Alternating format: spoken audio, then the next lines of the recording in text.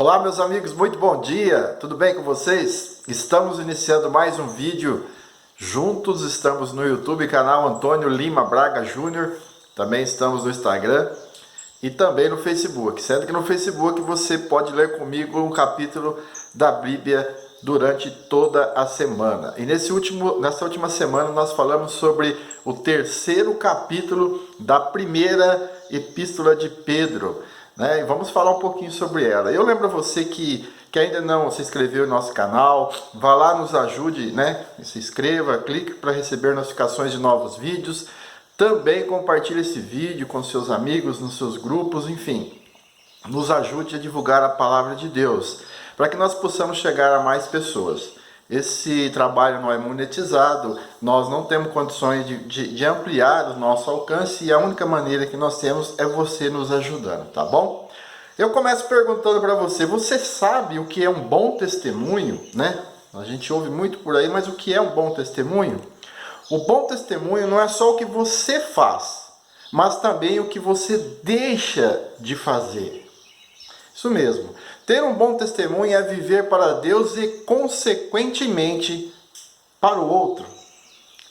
Pedro, no terceiro capítulo, relata sobre os conselhos para os homens e para as mulheres.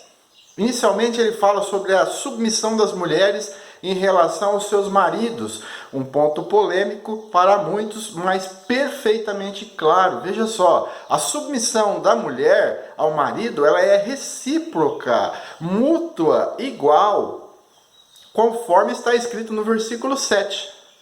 Veja só o que está escrito no livro de Efésios: sujeitem-se uns aos outros por temor a Cristo. Está lá em Efésios capítulo 5, versículo 21. Uns aos outros. O relacionamento entre homens e mulheres envolve tanto a igualdade espiritual quanto a diferenciação nos papéis e funções em casa e na igreja. Pedro acreditava que a mulher cristã com o marido não cristão poderia ganhar o seu marido para Cristo sem palavras, apenas se sujeitando a ele em amor.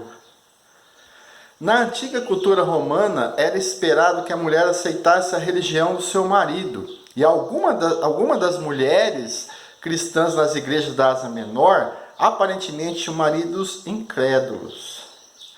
Pedro disse a essas esposas cristãs para não usar argumentação verbal, o que poderia ser visto como insubordinação pelos seus maridos.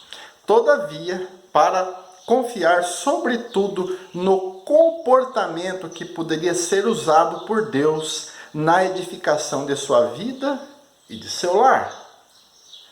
Do mesmo modo, o marido que porventura tivesse uma esposa incrédula faria bem em saber que o seu comportamento às vezes é tão ou mais efetivo do que palavras para levar a mulher a Cristo. As mulheres ou os maridos estão observando seus cônjuges. E é através dessa observância que eles se aproximam de Cristo. Devemos notar que o apóstolo nos mostra que nossas orações podem ser impedidas caso não honremos devidamente as nossas esposas.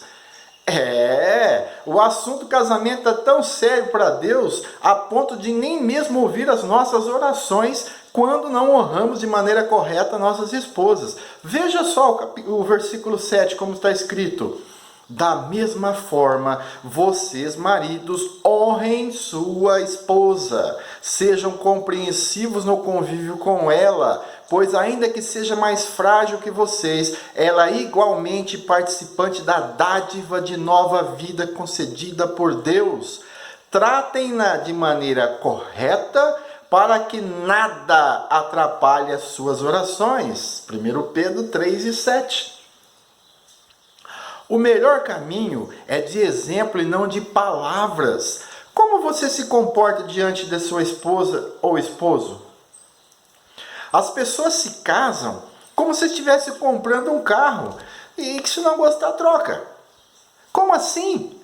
Onde está o respeito? Onde está o temor a Deus? Como você pode se ajoelhar diante de Deus maltratando sua esposa ou esposo?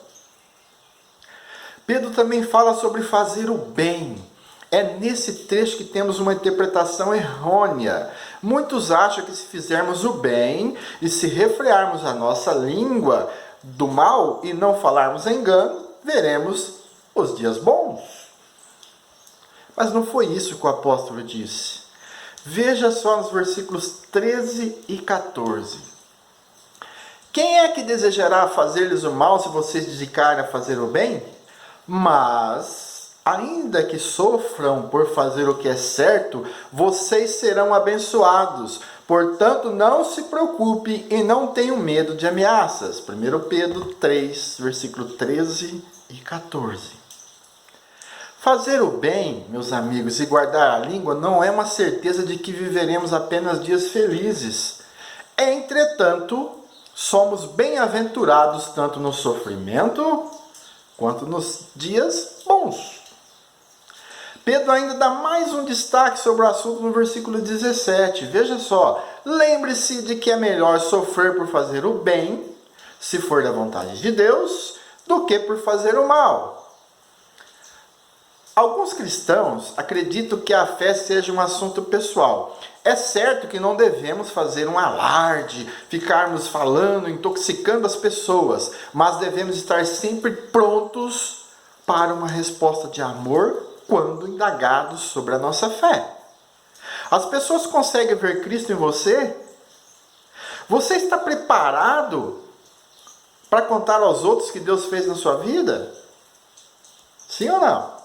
Um bom dia, meus queridos, que a paz do nosso Senhor Jesus Cristo esteja com todos.